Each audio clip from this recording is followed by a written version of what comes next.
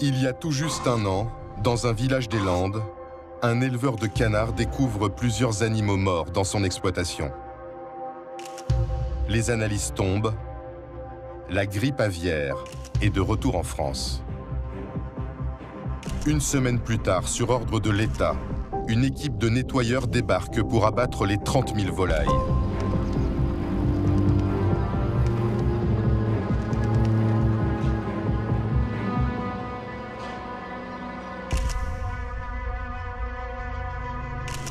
Tous les élevages alentours subissent le même sort. Plus de 300 communes sont placées sous haute surveillance.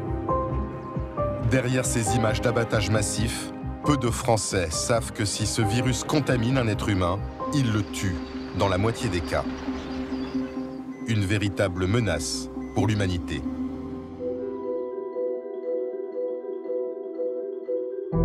Alors faut-il craindre un scénario catastrophe? La France est-elle armée pour faire face à une épidémie de grande ampleur?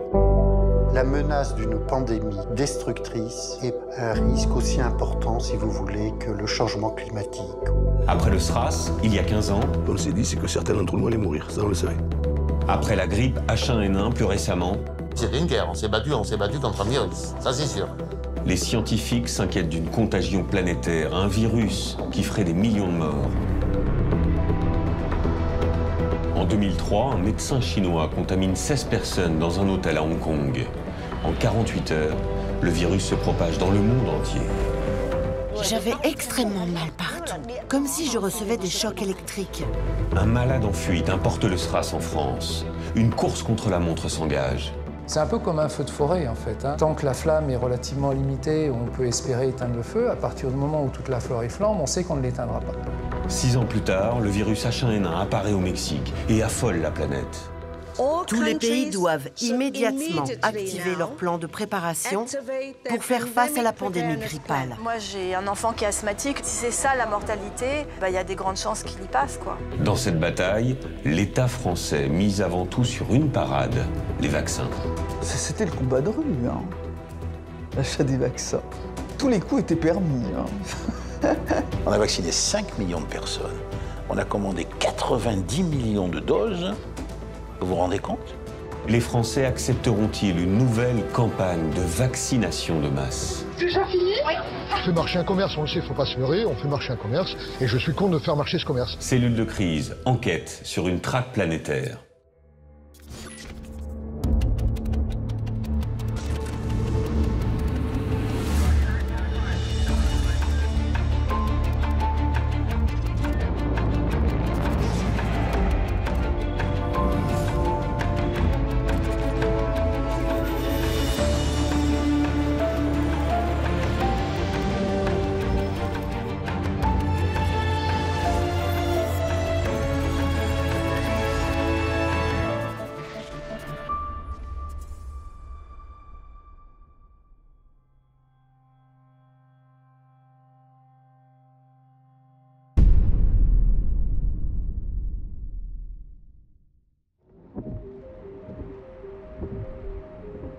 Ce 12 novembre 2009 à Paris, la ministre de la Santé Roselyne Bachelot va se prêter à un exercice de communication qu'aucun ministre n'avait osé jusque-là.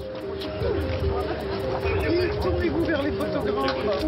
Elle met en scène sa vaccination contre un nouveau virus, la grippe H1N1, qui fait trembler les autorités depuis des mois.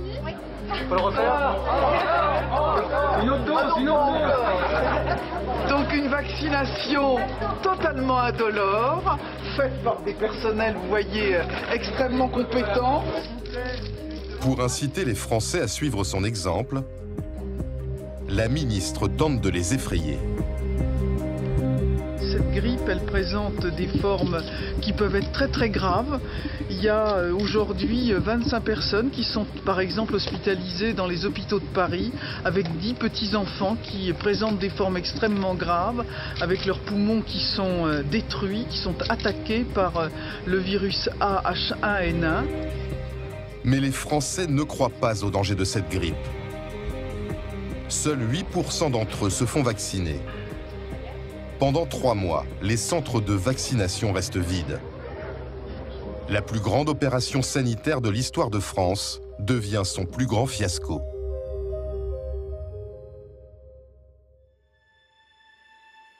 Pour comprendre la méfiance des Français et l'inquiétude des autorités, il faut remonter le temps, 6 ans plus tôt, lors de la première pandémie du XXIe siècle, celle du SRAS, un nouveau virus qui a traumatisé le monde.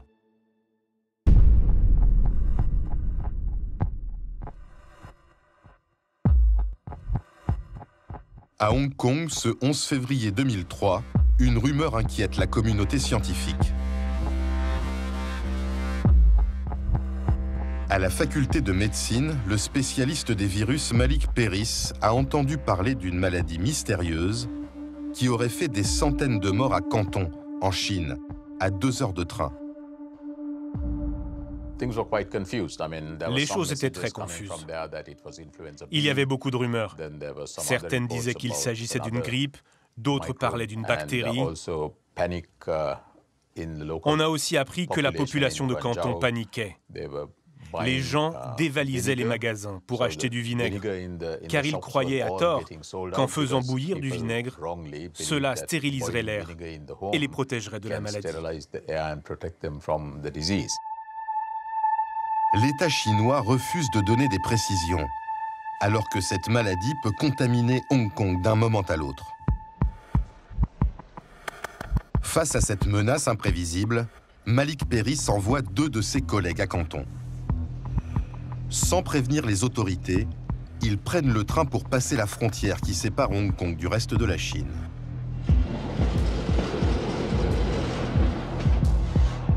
Dans leur sac de voyage, caché sous une pile de linge, du matériel de prélèvement.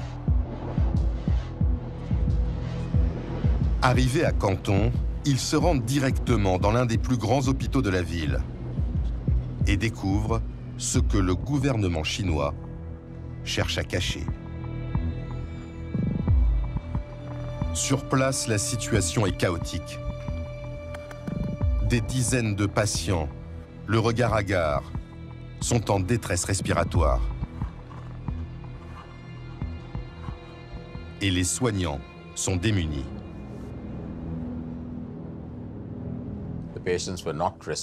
Les patients ne réagissaient pas aux antibiotiques que nous avons l'habitude d'utiliser. Il y avait plusieurs malades au sein de même famille. Et ce qui était très surprenant, c'est qu'il y avait des foyers de contamination dans les hôpitaux. Avec la complicité d'un médecin local, les 2 scientifiques de Hong Kong font des prélèvements de salive et des prises de sang. De peur d'être repérés par les autorités, ils doivent quitter la Chine au plus vite. Dans le train du retour, ils sont contrôlés à la frontière par les douaniers chinois. S'ils fouillent le sac et trouvent les prélèvements, les chercheurs encourent la peine de mort.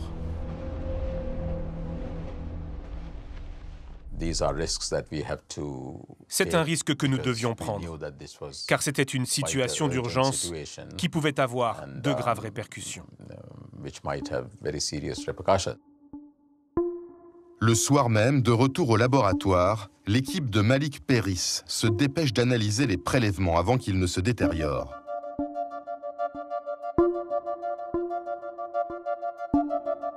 Ils vont les examiner pour identifier l'agent infectieux. Mais aucun des tests connus ne fonctionne. Nous les avons testés sur tous les virus respiratoires que nous connaissions. Mais ça n'a rien donné. À ce moment-là, nous nous sommes dit que c'était peut-être un agent inconnu. Ce scientifique est le premier à comprendre qu'un nouveau virus meurtrier vient d'apparaître. Mais il est déjà trop tard.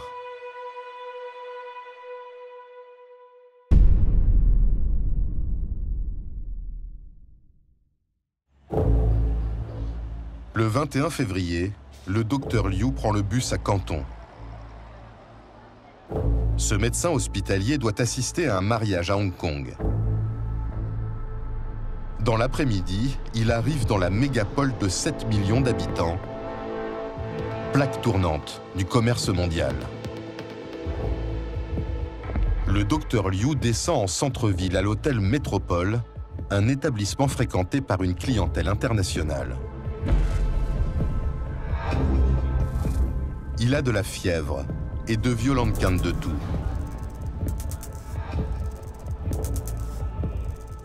Dans le couloir qui le mène à sa chambre, il croise 16 personnes. Des hommes d'affaires, des touristes et une hôtesse de l'air de Singapour.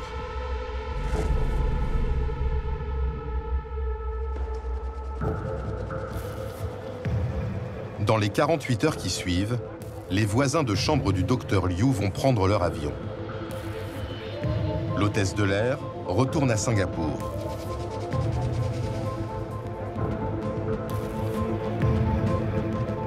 Un couple de Britanniques se rend à Manille, aux Philippines. Des touristes canadiens partent pour Toronto. Johnny Chen, un New-Yorkais, décolle pour Hanoï, au Vietnam.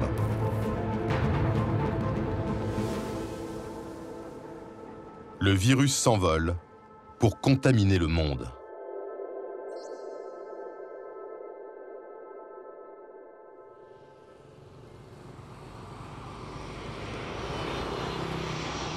Le 23 février, un avion en provenance de Hong Kong atterrit à Hanoï, la capitale du Vietnam.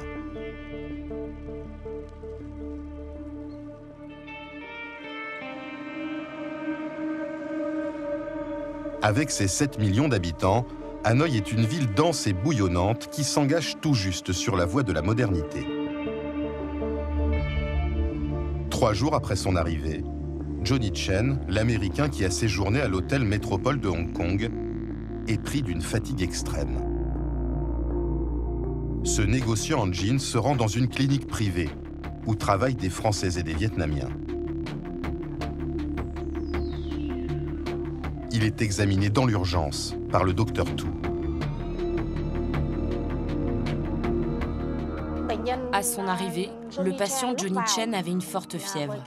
Il était épuisé. Il avait des douleurs musculaires sur tout le corps et il toussait énormément. Le médecin lui prescrit une radio des poumons.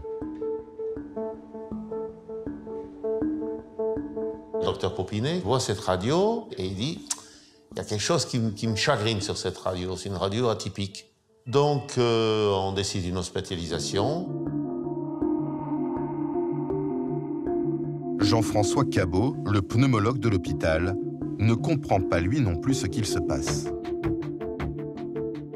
C'est un syndrome grippal majeur, avec fièvre, il a l'oxygène, la saturation d'oxygène à 60% à peu près, ce qui est gravissime. On estime que c'est une grippe, mais j'ai jamais vu une grippe se dégrader aussi rapidement.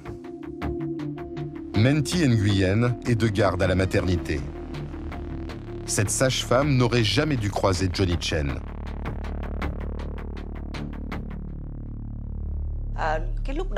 Ce soir-là, il y avait beaucoup d'accouchements à faire.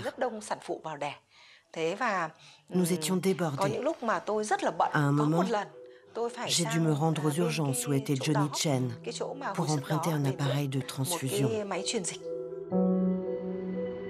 Les soignants ne se protègent pas de la contamination. Un anesthésiste et une infirmière vont même intuber Johnny Chen pour l'aider à respirer.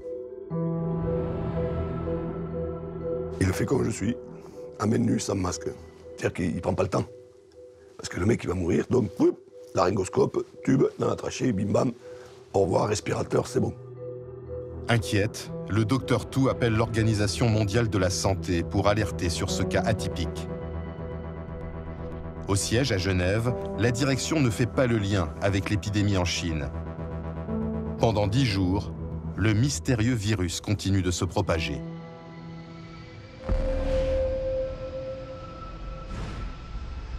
Toutes les personnes qui ont été contaminées par le docteur Liu à l'hôtel Métropole de Hong Kong vont répandre la maladie sur leur passage.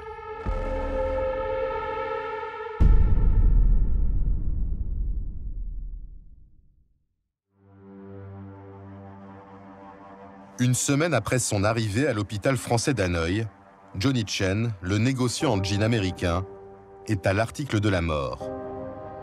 Et certains soignants ressentent les premiers symptômes. Le premier jour, j'ai ressenti une fièvre très étrange.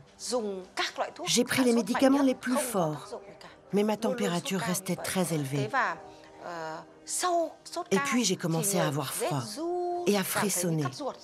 Je me recouvrais de plusieurs couvertures, mais j'avais toujours aussi froid. J'avais extrêmement mal partout, comme si je recevais des chocs électriques. Et j'avais l'impression que ma tête allait exploser. Vient ensuite le tour du pneumologue Jean-François Cabot. Je suis à Hanoï avec les potes, on est au resto, et puis on rentre à pied en fait pour rentrer à l'hôtel, il y a 3 km à faire après, et puis j'arrive pas à les suivre. Je suis crevé et j'ai des douleurs, j'ai des myalgies et j'ai des frissons. Le même jour, 6 autres soignants tombent malades.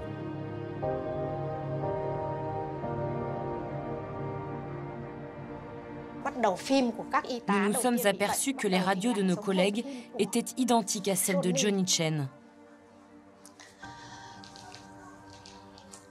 Là, nous avons compris qu'ils les avaient tous contaminés et qu'il y aurait forcément des cas aussi graves parmi nous. Le lendemain, la maladie touche 5 autres collègues. Quel est le prochain? Quel est le prochain parmi nous qui va tomber? La progression du nombre de malades était énorme. En une semaine, il y avait plus de 20 personnes qui étaient malades à l'hôpital. Chaque jour, les symptômes de ces malades, enfin ces personnes hospitalisées, s'aggravaient et qu'on ne voyait pas d'amélioration. Donc il y avait un niveau d'angoisse qui montait chaque jour, et une espèce d'impression d'être vis-à-vis de quelque chose dont on ne savait pas du tout si ça allait s'arrêter, si les gens allaient finalement tous mourir. 4 jours plus tard, la sage-femme Menti Nguyen tombe dans le coma. Elle n'arrive plus à respirer.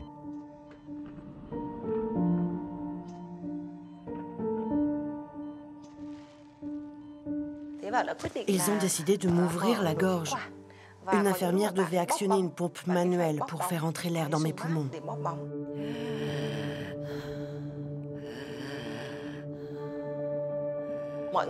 Comme mes poumons étaient très abîmés et que j'étais dans le coma, tout le monde pensait que je ne survivrais pas.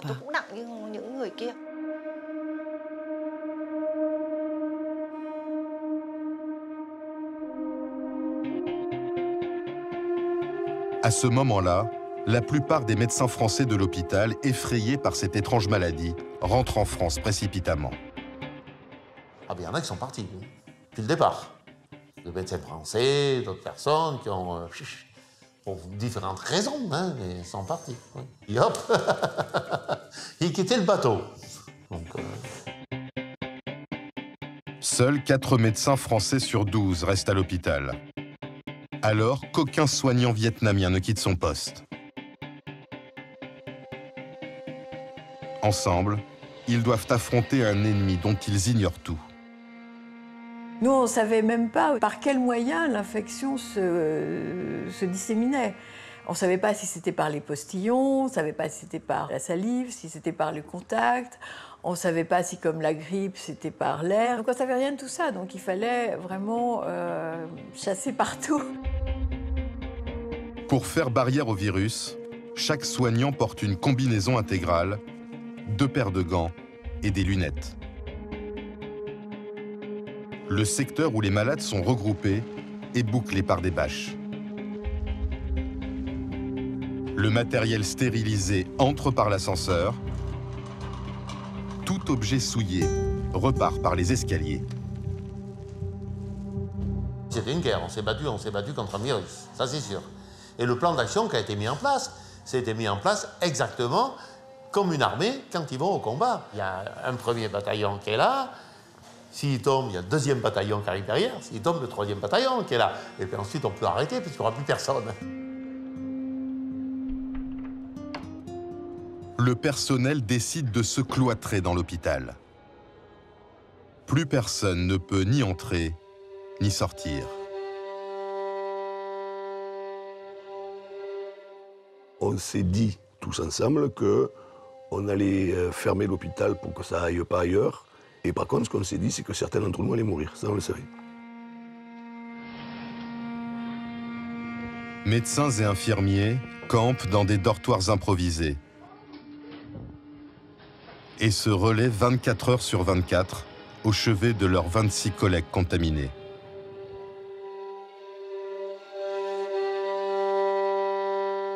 Bien évidemment, au début, j'avais très peur.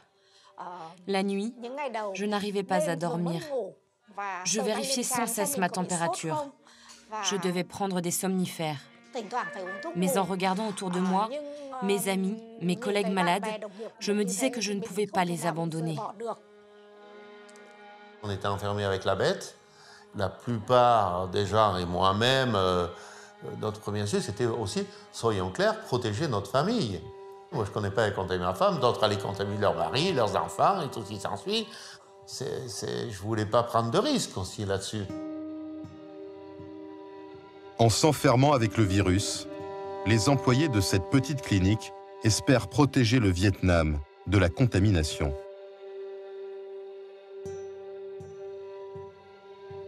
Alors que les Vietnamiens l'ont tout de suite repéré, au cœur de la moderne Hong Kong, la maladie se propage sans que personne ne s'en rende compte. Le prédateur invisible contamine 3 des plus grands hôpitaux de la ville. Noyée dans la masse des urgences, l'épidémie passe inaperçue pendant 10 jours, jusqu'à ce qu'un matin, 23 soignants soient hospitalisés en urgence.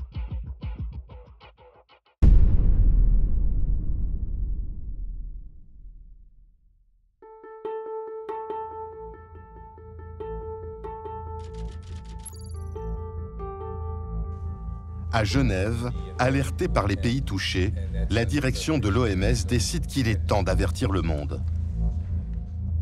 C'est la première fois que nous lançons une alerte mondiale.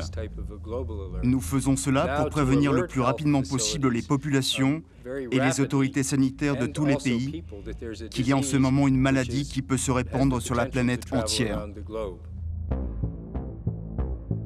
L'ambiance à l'OMS, c'est un peu branle-bas de combat.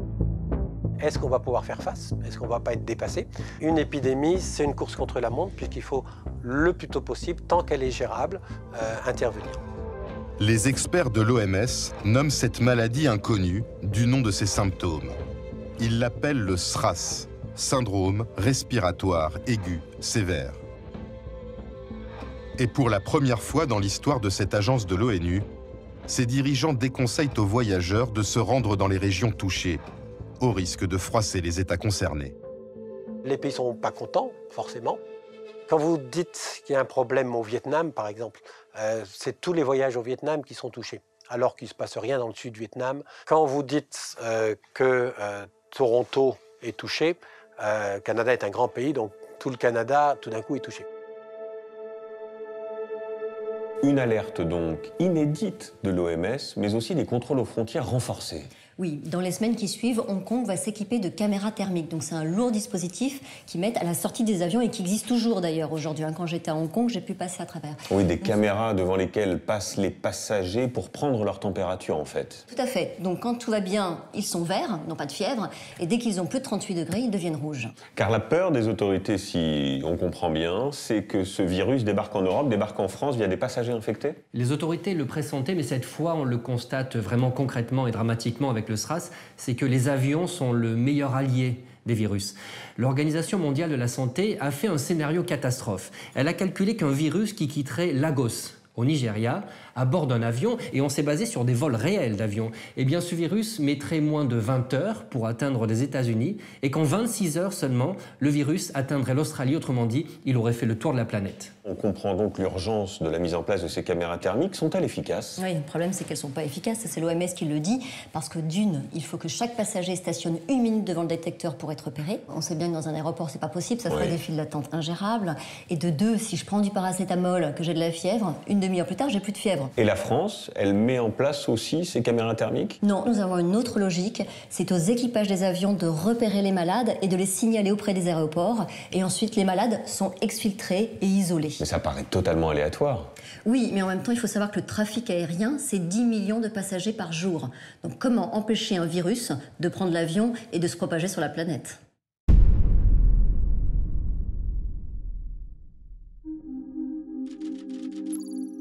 À Genève, dans les heures qui suivent l'alerte, les dirigeants de l'OMS lancent un appel aux grandes nations scientifiques.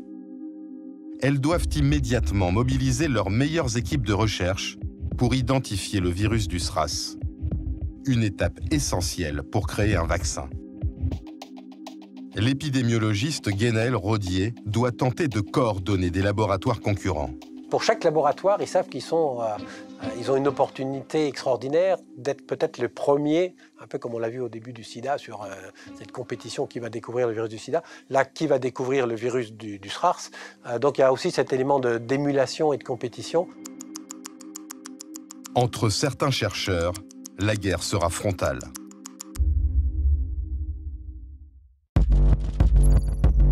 À Paris, au ministère de la Santé, une réunion est organisée en urgence. Objectif, se lancer au plus vite dans la compétition internationale pour identifier le virus. Il y a incontestablement une course avec des préoccupations qui sont liées à la réputation, aux honneurs pour celui qui a identifié le premier. Et puis, si on identifie le virus ou le germe en cause, on va aussi être en mesure de développer des tests diagnostiques, voire un vaccin. Donc il y a aussi des enjeux de santé publique et des enjeux commerciaux. Jean-Claude Manuguera, virologue de l'Institut Pasteur, se porte aussitôt volontaire pour traquer le virus. Tout jeune chercheur à l'époque, c'est sa première grande mission. Il y a un côté un peu frustrant d'être à des milliers de kilomètres alors que quelque chose se passe. Et pour pouvoir travailler, il faut pouvoir disposer de virus qui poussent. En début de crise, on n'a pas accès à ce matériel, sauf si on va le chercher.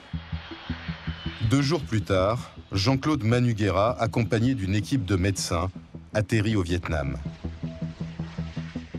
Ils se rendent aussitôt à l'hôpital français d'Hanoï, où le personnel vit reclus. C'est un jour très triste quand on arrive parce que c'était le jour du décès de la première personne morte de cette maladie. Moi, j'ai été assez impressionné par on peut dire le courage des gens qui étaient là et qui continuaient à travailler, que les gens étaient à leur poste et que les gens ne flanchaient pas. Ce jour-là, 26 soignants sont malades. 5 dans un état critique. J'avais très peur quand je voyais mes amis, mes collègues, qui étaient en train de mourir.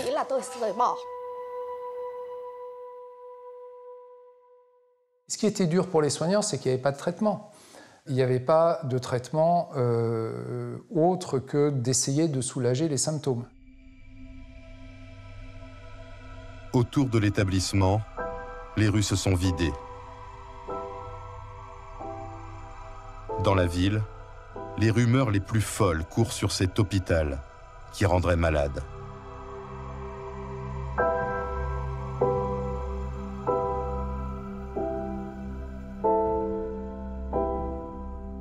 On était les pestiférés. On ne pouvait plus être livrés. Ils avaient tellement peur que le virus sorte de l'autre côté de la rue qu'il n'y avait plus personne. J'ai un ami hôtelier, avec d'autres personnes, ils ont monté un petit comité pour nous amener de la nourriture ici. Donc, ils déposaient la nourriture à l'extérieur, on allait chercher la nourriture qu'on amenait à l'intérieur.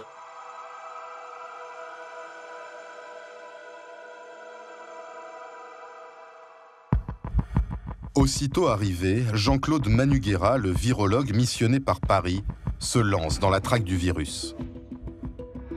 Il prélève au plus vite des échantillons sur les malades.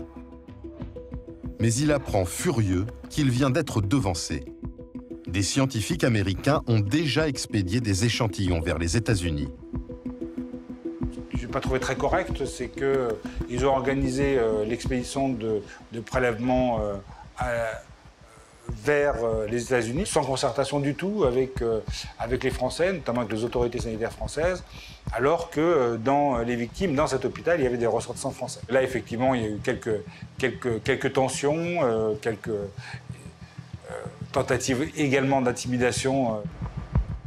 Pour rattraper son retard, Jean-Claude Manuguera se hâte de conditionner ses propres prélèvements dans des emballages sécurisés et de les expédier vers Paris. À l'aéroport, il doit convaincre les employés inquiets d'acheminer ces cartons. Les échantillons français partiront avec 3 jours de retard sur ceux des Américains.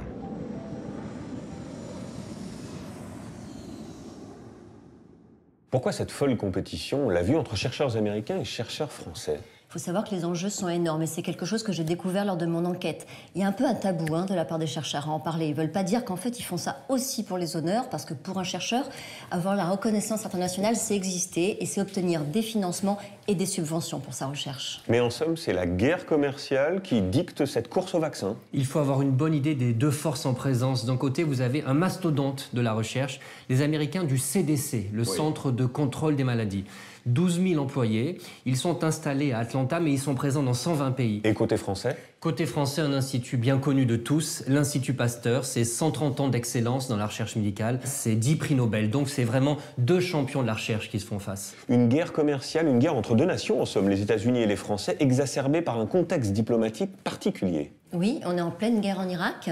Et un mois auparavant, Dominique de Villepin, qui était ministre des Affaires étrangères, a fait son célèbre discours à l'ONU où il critiquait l'intervention militaire en Irak. Et la France refuse de combattre aux côtés des Américains. Tout à fait. Et là, ça les froisse beaucoup. Et donc, quand Jean-Claude Manuguera, qui est le virologue qui est à Hanoï, arrive là-bas, ils sont un contexte de tension. Les Américains sont froissés. Ils n'ont pas du tout envie de collaborer avec nous.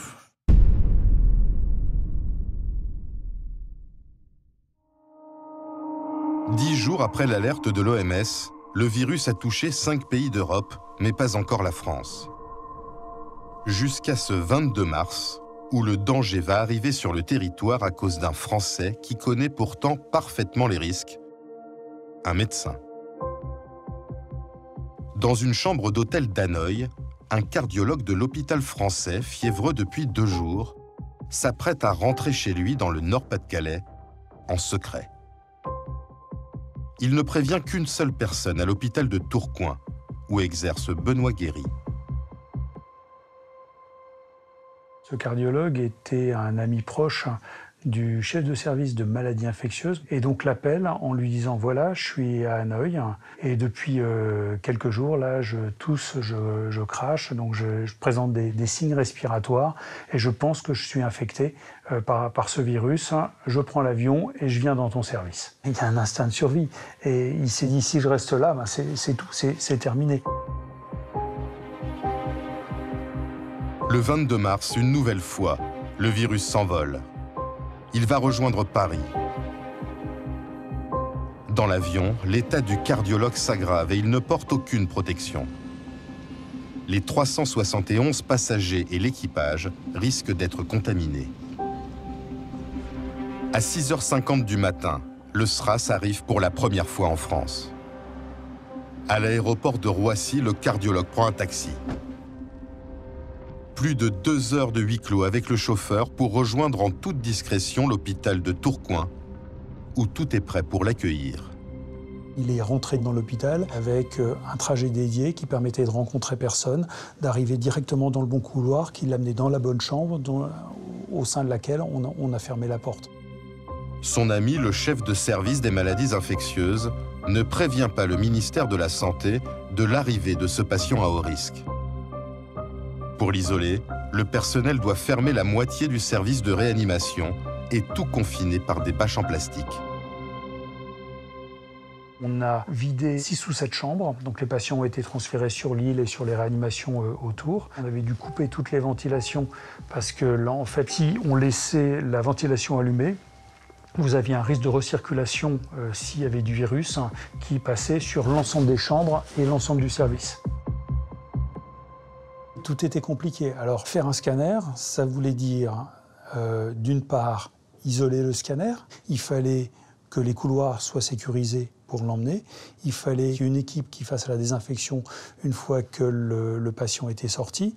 Donc un scanner qui normalement prend 30 minutes, si tout se passe bien, bah là on en avait pour 3 heures. Ce malade coûte 15 000 € par jour, 10 fois plus qu'un patient classique.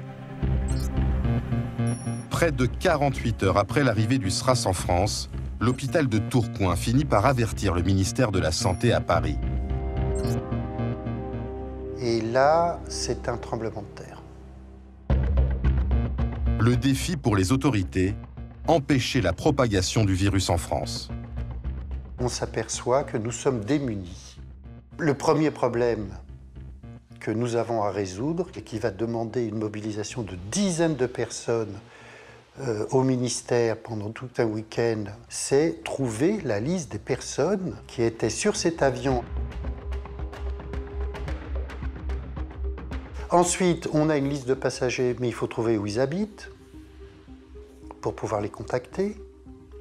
Donc les préfectures sont mobilisées. Ensuite, il faut trouver des éléments de langage, c'est-à-dire il faut être vis-à-vis de ces gens-là suffisamment persuasif pour leur faire comprendre qu'il faut qu'elles voient un médecin, ce qui veut dire que quand même, il faut clairement leur expliquer qu'il y a une menace grave. Et sur tout ça, en fait, on bricole, les procédures ne sont pas prêtes, on invente au cas par cas. Grâce à cette enquête sur le vol Hanoï-Paris, le ministère de la Santé retrace le parcours du malade du SRAS. Parmi toutes les personnes qu'il a croisées, 3 tombent malades dans les jours qui suivent. Une hôtesse de l'air de Montpellier, un homme originaire de Bordeaux et un autre de Besançon. Ce dernier, radiologue de profession, va donner des sueurs froides aux autorités. Fiévreux, il est hospitalisé, placé en quarantaine. Après une semaine, n'en pouvant plus de cet isolement, il sort de l'hôpital contre l'avis médical. Il ne porte aucune protection et risque de contaminer les gens sur son passage. Dans une situation comme celle-là, où il faut, pour la protection de la santé collective, que des personnes soient isolées à domicile ou en milieu hospitalier, l'instrument juridique, la loi ou le règlement qui permet de le faire en toute légalité n'est pas disponible. Si on envoie les forces de police pour contraindre la liberté, on est dans une situation d'abus de pouvoir et l'État sera condamné. Malgré ce risque juridique, le directeur général de la Santé décide d'appeler les gendarmes. Un véhicule se positionne devant le domicile du radiologue.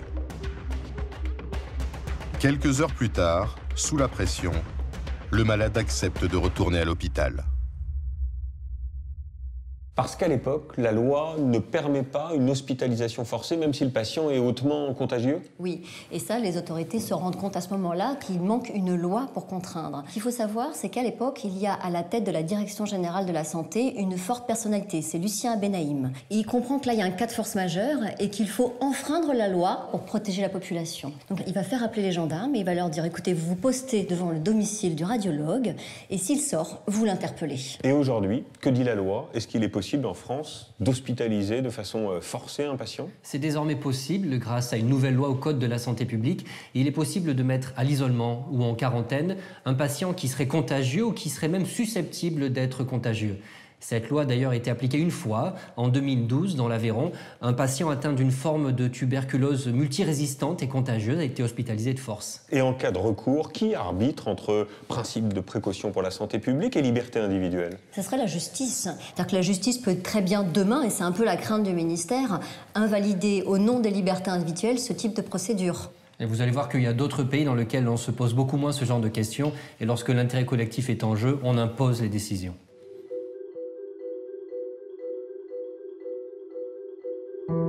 À Hong Kong, un mois après le début de l'épidémie, le SRAS a déjà infecté près de 500 personnes.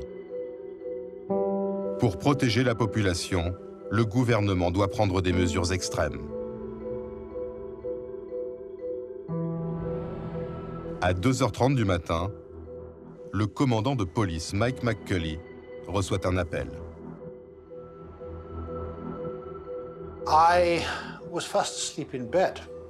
Je dormais profondément quand le téléphone a sonné. C'était mon supérieur. Il m'a dit « Mike, monte dans ta voiture et va immédiatement au commissariat, je te retrouve là-bas. » Je lui ai demandé « Mais qu'est-ce qui se passe ?» Il m'a répondu « Ne pose pas de questions et fonce. » Au commissariat, le commandant apprend qu'il doit évacuer un immeuble où 213 personnes ont été contaminées et mettre en quarantaine près d'1 millier d'habitants, en appliquant une loi dont il n'a jamais entendu parler. La dernière fois que cette loi a été utilisée, c'était en 1898, pour la peste. Ça vous donne une idée. Je me souviens avoir dit à mon chef, « Monsieur, avez-vous déjà vu cette loi ?» Il m'a regardé et il m'a répondu « Non, mais je sais qu'il ne faut pas discuter, car mon Dieu, grâce à cette loi, les autorités sanitaires ont tout pouvoir et ils utiliseront la force si nécessaire. »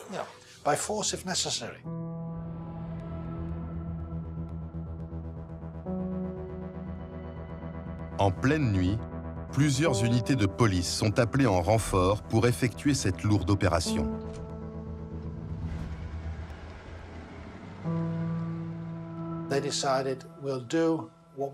Nous avons décidé d'intervenir au petit matin, quand tout le monde dort encore. C'est très important d'agir tôt pour empêcher les personnes infectées qui ne se sentent pas malades de quitter leur domicile. Si elles vont au travail ou à l'école, comme elles en ont l'habitude, on les perd dans la ville. À l'aube, des centaines de policiers et de médecins en combinaison intégrale débarquent dans la résidence et bouclent le périmètre.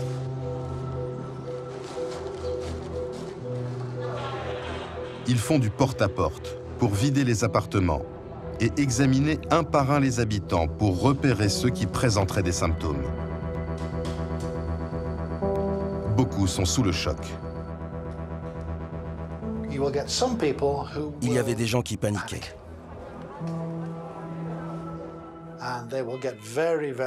Certains étaient très anxieux et très en colère. Ils demandaient aux médecins « Est-ce que je l'ai attrapé? Est-ce que je l'ai attrapé ?» Les médecins leur répondaient « Nous devons d'abord vous examiner et faire des tests car nous ne savons pas. » Les habitants sont sommés de quitter les lieux sur le champ, avec le strict minimum. Sous l'œil de tous les médias hongkongais, ils sont ensuite évacués par minibus.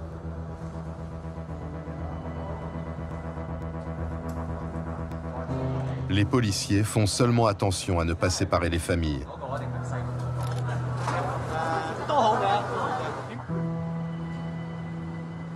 À la fin de la journée, ils sont convoyés vers l'extérieur de Hong Kong et installés dans un camp de vacances situé au milieu d'une forêt, à 30 km de la ville.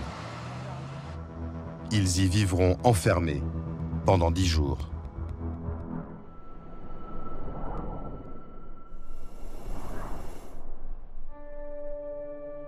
Dès le lendemain, les autorités stérilisent de fond en comble leur immeuble, ainsi que les 18 autres de leur vaste résidence.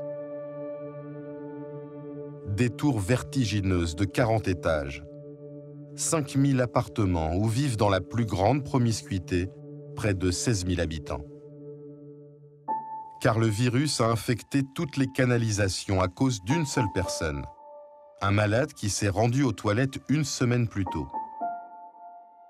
Bilan, 321 contaminés et 42 morts. Ce drame traumatise la population de Hong Kong. Dans la ville, la psychose s'installe. Les Hongkongais ne quittent plus leur masque. Le virus devient leur obsession. Pendant plusieurs jours, ils se lancent dans une vaste opération de nettoyage, sans savoir si cela les protège de leur ennemi invisible. Vues de l'étranger, ces images font peur. L'aéroport international s'est vidé. Touristes et expatriés ont fui. Pour accueillir les ressortissants français, les autorités sont cette fois sur le qui-vive. En France, on se prépare à toute éventualité. Les voyages en direction du sud-est asiatique sont déconseillés. Les arrivées dans les aéroports comme Roissy sont surveillées. Les salariés viennent même de se mettre en grève, demandant des équipements spéciaux pour accueillir ces vols venus du sud-est asiatique. C'est grave, très grave. Je trouve que d'ailleurs l'arrivée en France est très légère. On nous a débarqués dehors, mis dans un bus, serrés les uns contre les autres, sachant que moi j'ai fait attention tout le voyage, que mes enfants ne touchent à rien, n'aillent pas aux toilettes. J'ai peur de retransmettre toute ma famille. Donc c'est pas un soulagement en fait. Donc je vais porter le masque pendant 14 jours jusqu'à temps que je sois sûre de ne pas être contagieuse. Le monde panique et personne n'a encore identifié le coupable, le virus du SRAS.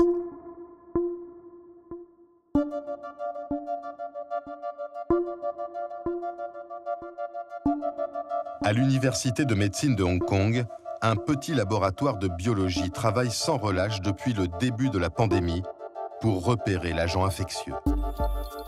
À sa tête, Malik Peiris, le scientifique qui avait rapporté illégalement des prélèvements de Chine. Son équipe de 6 chercheurs tente sa chance face au plus grand laboratoire du monde. C'était très tendu. Nous devions travailler 20 heures par jour. Nous avons analysé des centaines d'échantillons. Repérer le virus, c'était comme trouver une aiguille dans une botte de foin. Un virus peut être 5000 fois plus petit qu'une cellule et il ne s'attaque pas à n'importe quel organisme. Pour le repérer, les chercheurs tentent de l'inoculer à toutes sortes de tissus cellulaires. Mais rien ne se passe. Jusqu'au jour où ils ont l'idée de le tester sur des cellules de cerveau de singe.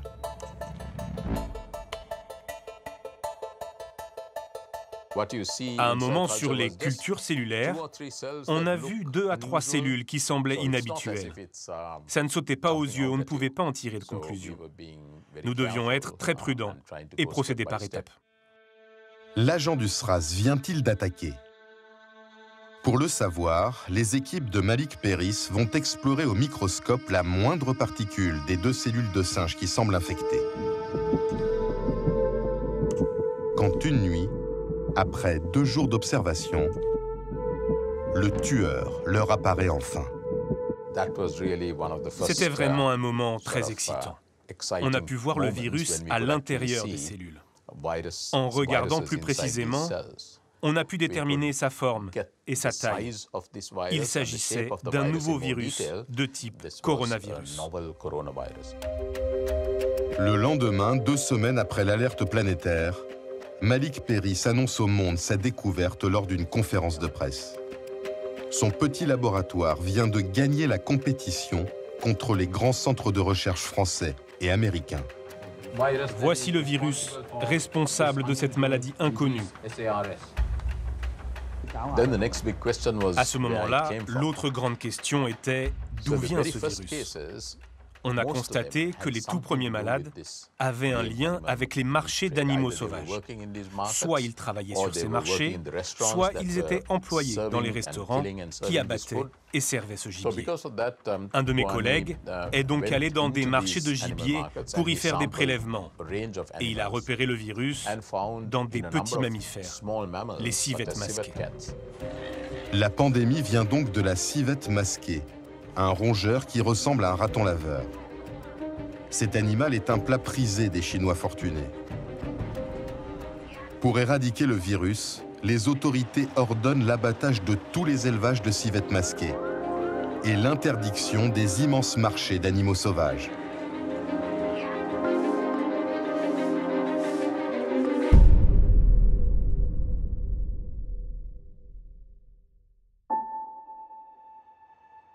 À l'hôpital français d'Hanoï, la guerre contre le SRAS dure depuis plus d'1 mois. 39 personnes sont tombées malades.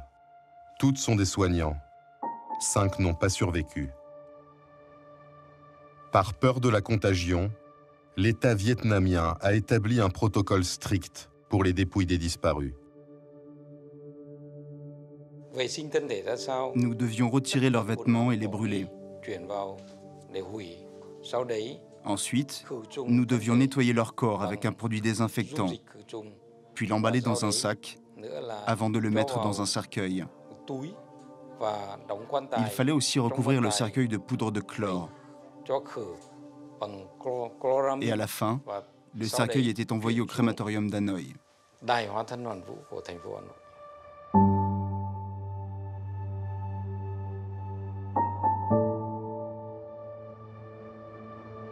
Pour les Vietnamiens, brûler un corps est contraire à la tradition.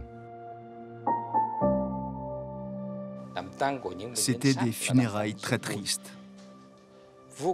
À chaque fois que je signais un certificat de décès, je cassais mon stylo en me disant « c'est la dernière fois ». Mais j'ai dû signer 5 fois. Après 2 semaines dans le coma, la sage-femme Men Thien Nguyen se réveille paralysée. J'ai vraiment eu peur de rester toute ma vie en fauteuil roulant.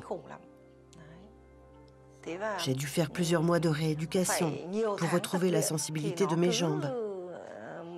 J'ai réussi à bouger mes orteils au bout de 2 mois et j'ai dû attendre 6 mois pour arriver à faire quelques pas.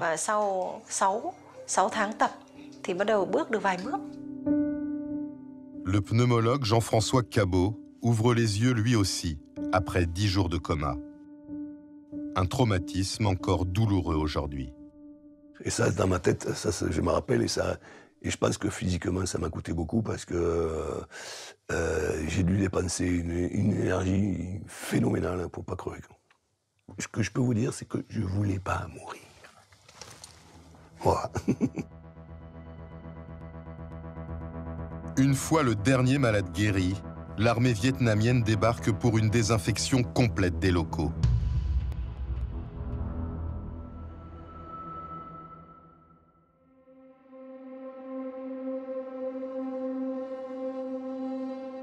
Deux semaines plus tard, le Vietnam annonce qu'il a officiellement stoppé l'épidémie.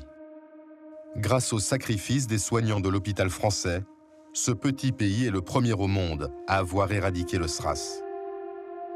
2 mois avant de grandes puissances comme le Canada ou Hong Kong.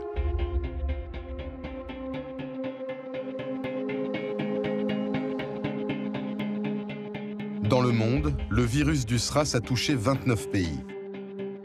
Près de 800 personnes en sont mortes, dont le docteur Liu, le médecin de Canton qui a contaminé l'hôtel de Hong Kong, Johnny Chen, le négociant en jean de New York, et le cardiologue français, hospitalisé à Tourcoing.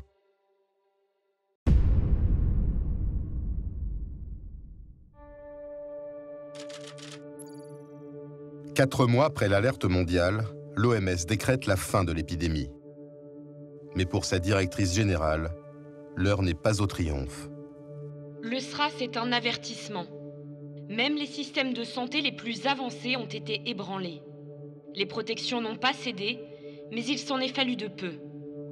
La prochaine fois, nous n'aurons peut-être pas tant de chance. Nous devons en tirer les leçons. Nous n'avons peut-être que très peu de temps. On comprend que le pire a sans doute été évité avec cette pandémie et pourtant on sent une grande inquiétude de la part des responsables de l'OMS. Oui, à l'OMS, on se dit qu'avec le SRAS, on a eu beaucoup de chance. Parce qu'imaginez que le SRAS a été contagieux avant les premiers symptômes, il aurait été difficile à contenir. Le SRAS, c'est premier symptôme, fièvre, tout. On est contagieux, on isole le patient et on éradique la maladie. Oui, et donc on comprend que le malade infecté est facilement détectable, ce qui n'a pas toujours été le cas dans l'histoire. Non, cette épidémie a réveillé un vieux traumatisme chez tous les virologues et les scientifiques, celui de la grippe espagnole. C'est cette épidémie qui a massivement frappé le monde en 1918-1919. Les estimations varient entre 30 et 100 millions de morts. C'est très imprécis. Il y a une certitude, c'est que ça tue beaucoup plus de monde que la Première Guerre mondiale. Donc après le SRAS, c'est la perspective de cette grippe, comme la grippe espagnole, qui inquiète inquiète les autorités? Oui, et surtout de la grippe aviaire, c'est-à-dire un virus qui vient des oiseaux et qui fait 50% de mortalité. C'est-à-dire si l'homme est contaminé, il meurt dans 1 cas sur 2. Aujourd'hui, pour être contaminé, il faut avoir un contact rapproché avec les volailles. Mais la grande peur, c'est que ce virus mute, s'adapte et devienne transmissible d'homme à homme.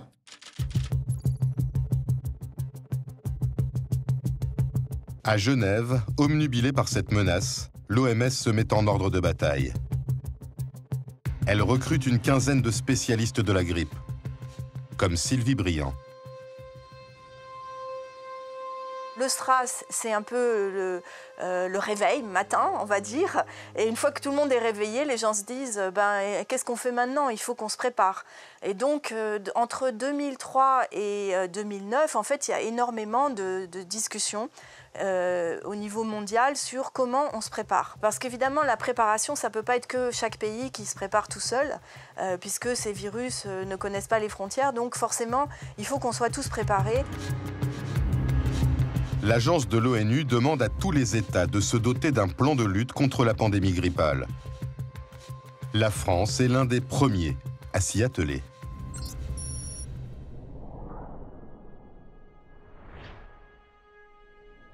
À Paris, au ministère de la Santé, Didier Houssin est chargé de préparer le pays à une pandémie meurtrière. Chaque semaine, il organise ce qu'il appelle les réunions Mardi Grippe. Pendant des heures, une dizaine de hauts fonctionnaires élaborent des plans d'action pour chaque secteur stratégique de la société qui pourrait être fragilisé.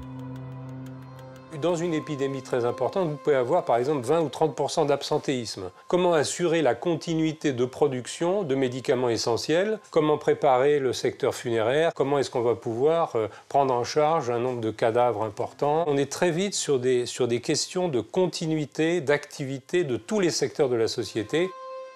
Face à une grippe meurtrière, le meilleur moyen de protéger la population, ce sont les vaccins. Pour anticiper l'émergence d'un nouveau virus, les autorités passent des contrats avec des laboratoires pharmaceutiques.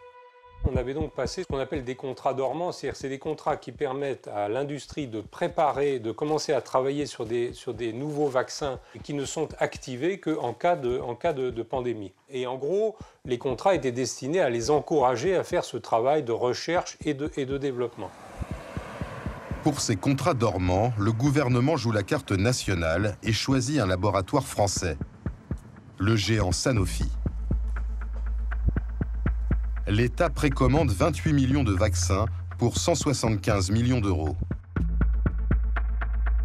S'il y a un phénomène extrêmement grave de type pandémique, c'est mieux d'avoir chez soi l'usine qui produit les vaccins. Parce que si l'usine est dans un pays voisin et que pour une raison X ou Y, le pays voisin ou lointain décide de bloquer la production et d'empêcher l'exportation pour que les vaccins soient attribués à sa population, il y a un problème.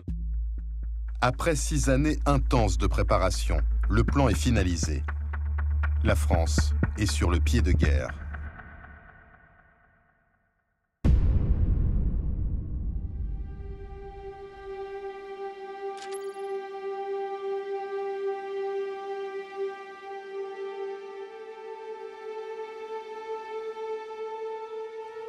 À minuit à Genève, Keiji Fukuda, le numéro 2 de l'OMS, reçoit un appel des États-Unis. On m'appelle pour me dire qu'une maladie infectieuse est détectée à Mexico. Les tests montrent qu'il s'agit d'un nouveau virus grippal de type H1N1 qui a un fort pouvoir de contamination. Nous sommes face à un risque d'épidémie mondiale.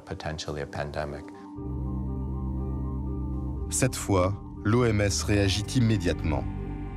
En pleine nuit, elle active son centre de crise. Cette salle stratégique a été conçue pour gérer les épidémies et surveiller leur propagation sur la planète. Des dizaines de spécialistes sont mobilisés. Ils entrent en contact avec les médecins mexicains et découvrent les premières images d'un Mexique en état d'urgence sanitaire.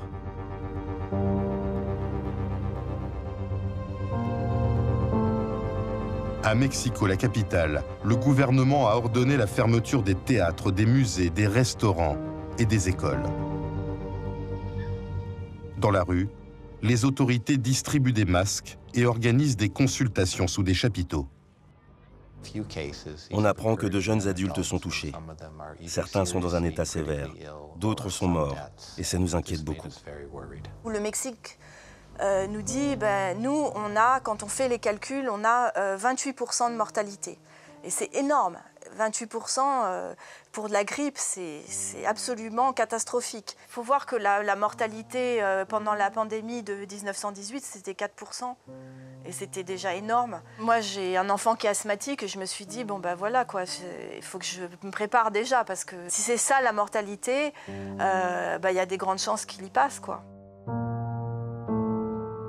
Les experts de l'OMS contactent leur réseau basé sur les 5 continents pour savoir si le virus H1N1 s'est propagé ailleurs sur la planète.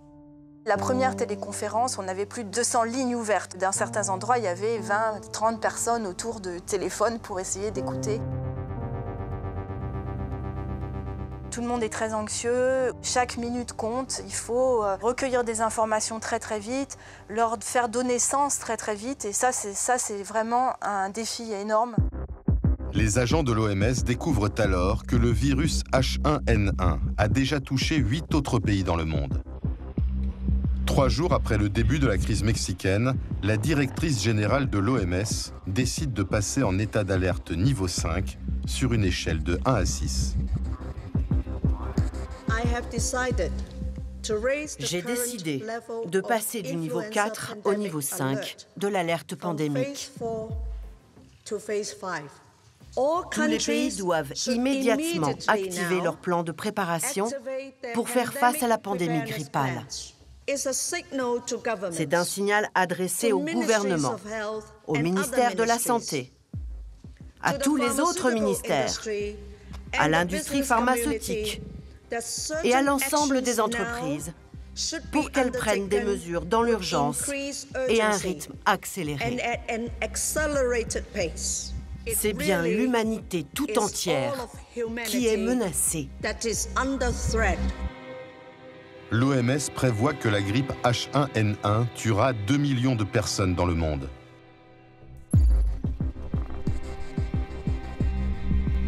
Le jour même, à Paris, suite à l'annonce de l'OMS, le président de la République, Nicolas Sarkozy, organise une réunion d'urgence à l'Élysée.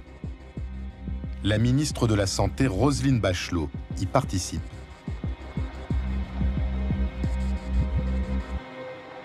Nous sommes dans le salon vert de l'Élysée, le fameux salon vert de réunion qui se tient entre le bureau du président de la République et le bureau du secrétaire général de l'Élysée.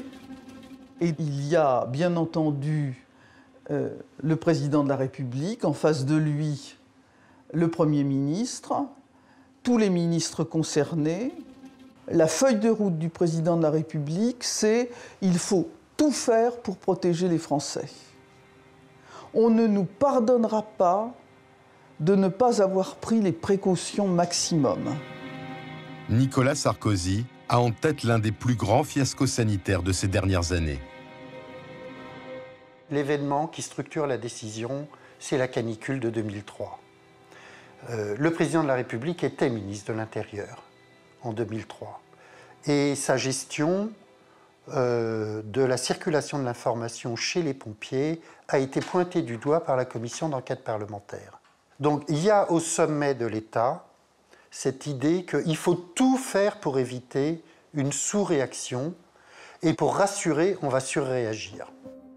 À la fin de la réunion à l'Élysée, le Premier ministre François Fillon va annoncer que la France actionne son plan de crise pandémique, alors qu'aucun cas de grippe n'est encore arrivé sur le territoire. Nous allons prépositionner sur l'ensemble du territoire national les stocks de masques et d'antiviraux au cas où il serait nécessaire. Cela signifie qu'une cellule opérationnelle de coordination est mise en place dans chaque département sous l'autorité des préfets. Et cela signifie qu'une campagne nationale d'information va être lancée. La semaine suivante, des messages de prévention passent en boucle à la télévision. Un simple éternuement, c'est plusieurs milliers de microbes dispersés dans l'air. Stop au virus de la grippe. 1,7 milliard de masques sont envoyés partout en France, à usage du public dans les pharmacies, mais surtout à destination des professions stratégiques, comme les policiers, les pompiers et les douaniers. 33 millions de médicaments antiviraux, des traitements qui ne soignent pas mais qui sont censés ralentir l'infection, sont également positionnés dans les hôpitaux français. Mais dans ce plan d'action bien rodé, les autorités sanitaires vont être confrontées à un imprévu de taille. Le laboratoire Sanofi, avec lequel l'État a passé des contrats, n'est pas encore en capacité de fournir des vaccins. On est mal, on est mal. Et donc, il faut un peu reprendre un peu à zéro toute la question de comment disposer à temps d'un vaccin. Dans le monde, un seul laboratoire, l'anglais GSK, peut produire immédiatement des millions de vaccins contre la grippe pandémique. À ce moment-là, la demande de vaccins est considérable. Et GSK se trouve en position dominante, puisque GSK est le seul laboratoire à être en position de fournir de façon massive des médicaments, des vaccins. On sait que sa capacité de production n'est pas illimitée et que surtout, il a déjà passé des contrats avec d'autres pays. Et donc là, il y a un moment un peu délicat où effectivement, il faut essayer de convaincre malgré tout ce laboratoire que si on pouvait avoir une petite partie de la production, ça nous arrangerait bien. Quelques jours plus tard, GSK fait une proposition à l'État français. Le laboratoire impose son prix, 7 € la dose, près de 2 fois le prix d'un vaccin contre la grippe classique. La France a 48 heures pour répondre. Dépêchez-vous, signez, sinon les autres vont signer avant vous, les autres auront des vaccins et pas vous. Les autorités n'ont pas du tout envie de se faire doubler par les voisins. C'était le combat de rue, hein, l'achat des vaccins. Tous les coups étaient permis. Hein. Combat de rue, nous dit Roselyne Bachelot, sont des mots plutôt inhabituels dans la bouche d'une ministre de la Santé. Pourquoi ces mots, combat de rue ? Ce qu'elle nous explique, en gros, c'est que la France avait des moyens de pression dans cette compétition entre les pays et qu'elle ne va pas hésiter à ce moment-là à faire du chantage. De quelle manière ? J'ai une anecdote, moi. Il y a un membre de son cabinet qui m'a expliqué qu'un jour, face à un laboratoire, lors d'un rendez-vous, ils sont arrivés avec la liste de tous les médicaments que le laboratoire vendait en France et en présentant cette liste en leur disant « Écoutez, si vous n'acceptez pas de nous vendre des vaccins, certains de ces médicaments risquent de ne plus avoir d'autorisation de vente. » Car l'enjeu pour l'État français, c'est d'acquérir le maximum de doses possibles pour vacciner sa population. Dans ce contexte de compétition entre États pour se procurer les vaccins, les Français veulent être alimentés plus que les autres et plus rapidement que les autres. D'où ce bras de fer. Et ils vont être plutôt efficaces là-dedans, puisque la France est le second pays le mieux servi, avec 94 millions de doses. C'est beaucoup, mais il faut avoir en tête qu'à l'époque, on pense qu'il faut 2 doses par habitant pour être efficace. Tout ça parce qu'ils ont fait un choix sanitaire qui est aussi un choix politique. Le chef de l'État, la France, veulent être capable de dire « nous allons vacciner tous les Français et nous avons les moyens de le faire ».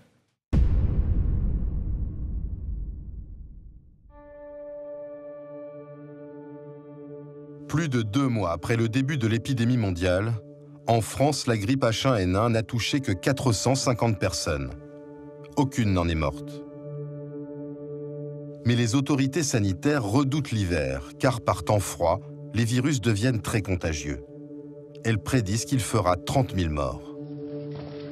C'est sur la base de ces estimations que ce 15 juillet, Roselyne Bachelot annonce que tous les Français qui le souhaitent pourront se faire vacciner.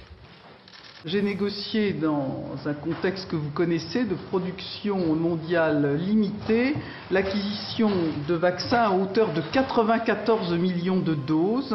Ça représente 1 milliard d'euros au point de vue coût. Pour rassurer la population, c'est la ministre en charge de la Santé qui incarne la campagne de vaccination. Pourtant, en coulisses, ce n'est plus elle qui décide, mais le ministre de l'Intérieur, Brice Hortefeux. Une mise à l'écart que Roselyne Bachelot désapprouve. C'est pas faire injure aux fonctionnaires du ministère de l'Intérieur que de leur dire qu'ils ne connaissent pas très bien ce que c'est qu'un virus et qu'une épidémie. Chacun son métier, les vaches seront bien gardées, et les virus aussi. Je dis au Premier ministre, François Fillon, je lui dis, mais Peut-être serait-il judicieux de laisser le pilotage de cette affaire au ministère de la Santé. Il me dit non, les préfets n'obéiront jamais au ministre de la Santé. Place Beauvau, le ministre de l'Intérieur a sous ses ordres une armée de 250 préfets pour organiser la plus grande opération sanitaire de l'histoire de France. Afin de vacciner plus de 60 millions de Français, Brice Hortefeux va leur ordonner de réquisitionner du personnel et des gymnases sur tout le territoire. Les préfets sont des acteurs interministériels, ils ont un pouvoir de rassemblement autour d'eux de tout un tas d'acteurs. En quelques semaines, on a été capable de monter 1000 centres de vaccination dans des gymnases, de façon organisée, avec des fonctionnaires de l'éducation nationale, des impôts qui étaient prêts à venir travailler, etc. Donc il y a une capacité d'organisation que moi je trouve assez remarquable. Cette décision de vacciner en dehors des cabinets médicaux est la première erreur politique du gouvernement. Fin juillet se tient une réunion qui va tout faire basculer. Le ministère de la Santé convoque plusieurs syndicats de médecins, dont le président de la puissante Confédération des syndicats médicaux. Avec ses confrères, il apprend que les généralistes sont exclus du dispositif de vaccination. Évidemment, tout de suite, je suis intervenu pour dire qu'on était là dans une folie. D'abord, on était inutile. Deuxièmement, nous étions humiliés. Ça veut dire qu'on ne reconnaissait pas en nous la capacité de vacciner. Ce qui m'a été répondu, c'est que, en fait, je ne connaissais rien. En fait, nous n'étions pas au fait de ce qui se passe en temps de guerre. Les médecins comprennent aussi qu'ils vont passer à côté de millions de consultations. On est sorti furieux de cette réunion et nous avons clamé haut et fort, on l'a dit publiquement, que nous allions à la catastrophe. Dans les semaines qui suivent, de nombreux médecins s'abordent la campagne de vaccination dans l'intimité de leur cabinet. Les médecins ayant été exclus du dispositif de vaccination n'auront de cesse de dire à leurs patients, on en a la preuve, on a des enquêtes qui le montrent, qu'il ne faut pas se faire vacciner par le vaccin H1N1 et qu'il faut se contenter du vaccin saisonnier habituel. Écoutez, c'est pas qu'on n'a pas encouragé. Alors, oui, parce que alors, le comble, c'est qu'on nous demandait de demander à nos patients d'aller dans les gymnases. C'est quand même assez compliqué d'aller expliquer l'inverse de ce que vous sentez et de ce que vous croyez bon. On a eu beaucoup de mal à expliquer quand même à nos patients qu'il fallait qu'ils aillent dans le vaccinodrome et que c'était mieux pour eux. On a eu du mal. Parce que franchement, on ne peut pas demander de participer à quelque chose auquel on n'adhère pas. Nous n'adhérions pas à cette campagne. Voilà.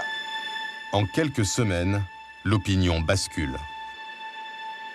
Notez les résultats de ce sondage CSA pour le journal Le Parisien. À la question « Avez-vous peur d'attraper la grippe A ?», 80% des Français répondent non, contre 18% de oui. C'est un résultat net. Le virus n'inquiète pas. Pour moi, c'est vrai que j'ai pas une vision catastrophique d'une grippe qui finalement voilà, c'est de la fièvre, c'est quelques jours à la maison et on peut le supporter. Je n'ai pas peur de ce virus, a priori, voilà, ça m'inquiète pas assez pour aller me faire vacciner. Je suis naturellement résistant et par rapport à ça, je pense que j'ai pas besoin de vaccin. Fin septembre à Matignon, les équipes du Premier ministre décident d'ignorer le mécontentement des médecins et leur influence sur les Français.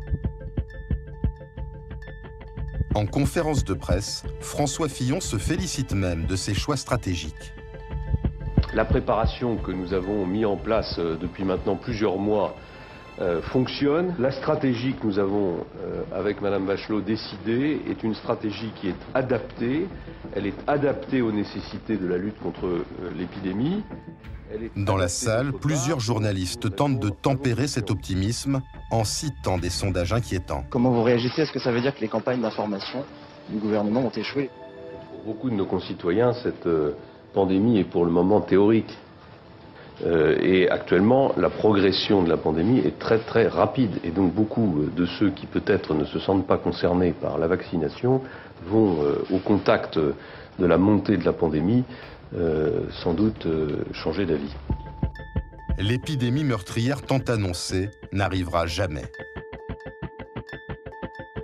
Quelques jours plus tard, le ministère de la Santé reçoit le premier bilan officiel sur la mortalité du virus H1N1. En 6 mois, il n'a tué que 4000 personnes dans le monde, loin des 2 millions prévus par l'OMS. L'épidémie est là, mais donne une maladie qui est plutôt moins grave que le virus de la grippe habituel. Quand on reçoit ce signal en France en septembre, vraisemblablement, on ne tire pas les leçons de l'expérience. Il y a une sorte de machine qui est lancée, c'est une machine militaire, c'est une campagne militaire de vaccination, et cette machine est lancée et on ne peut plus l'arrêter. La question de savoir s'il fallait arrêter est une question qui n'est pas si facile, hein. C'est un peu comme un gros paquebot. L'arrêter ou le faire changer de cap, c'est pas évident, il y a une inertie extrêmement grande. Dans les laboratoires pharmaceutiques, les chaînes de fabrication de vaccins sont lancées. Cette production de masse a été déclenchée en moins de 6 mois. Un temps record qui crée des doutes sur l'innocuité de ce nouveau vaccin. Dans les semaines qui suivent, les autorités sanitaires sont confrontées à une montée des critiques dans les médias, y compris des professionnels de santé. Donc là, il y a un bénéfice-risque entre, d'un côté, une grippe qui va durer 1 semaine et d'autre part, un risque faible mais réel d'avoir une maladie que vous aurez toute la vie. On vous propose de vous protéger contre une grippe dont il n'est même pas sûr que vous allez la faire et que vous allez la faire sous une forme grave. Et en échange, on vous apporte sur un plateau des particules virales, on vous apporte des adjuvants ou pas d'adjuvants, on vous apporte du mercure, enfin des conservateurs, et on vous dit, bah, comme c'était pressé, on n'a pas eu le temps de bien regarder, on n'a pas eu le temps de faire les études. Si des infirmières, comme c'est le cas, disent « moi, je ne me ferai pas vacciner, je suis infirmière, je ne me ferai pas vacciner », ça a un impact considérable. On n'a peut-être pas mesuré suffisamment que ça pouvait se produire. Une semaine avant la campagne de vaccination, les services du Premier ministre réalisent un sondage qui montre que le refus des Français est de plus en plus fort. 85% d'entre eux ne veulent pas se faire vacciner. À ce moment-là, le fiasco aurait encore pu être évité.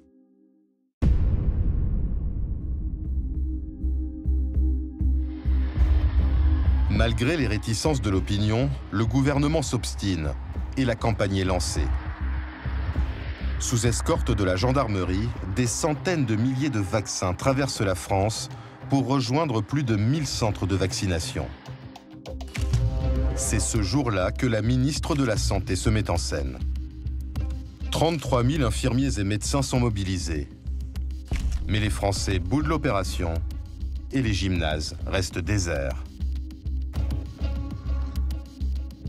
Vous voyez, là, on était 4 médecins cet après-midi pour 2 box de consultation, une salle d'attente vide, pas de patients, pendant que nos patients, en ce moment à l'hôpital, n'ont pas de médecin pour s'occuper d'eux. Pour sauver la campagne et écouler les millions de vaccins, Roselyne Bachelot multiplie les déclarations de plus en plus alarmistes. Vous savez que quand on a vu dans un service hospitalier le parenchyme d'un petit bébé atteint irrémédiablement par le virus H1N1, qu'on a vu en réanimation des femmes enceintes, des jeunes gens présenter des formes fulminantes et mourir en 2 ou 3 heures avec cette forme de grippe, eh bien je vous assure... je vous dis la vérité. Je suis ministre de la Santé, je viens pour vous dire la vérité. Nous avons eu dans la semaine qui vient de s'écouler 16 morts à cause de la grippe H1N1. Ce chiffre est en augmentation de 50% par rapport à la semaine précédente.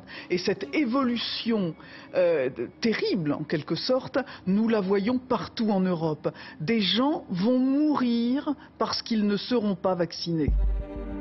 J'ai du mal à comprendre comment un discours alarmiste, ou disons plutôt un discours de responsabilité, peut décourager les gens de se faire vacciner. Et pourtant, seuls 8% des Français se font vacciner. L'État finit par résilier la commande de 50 millions de doses.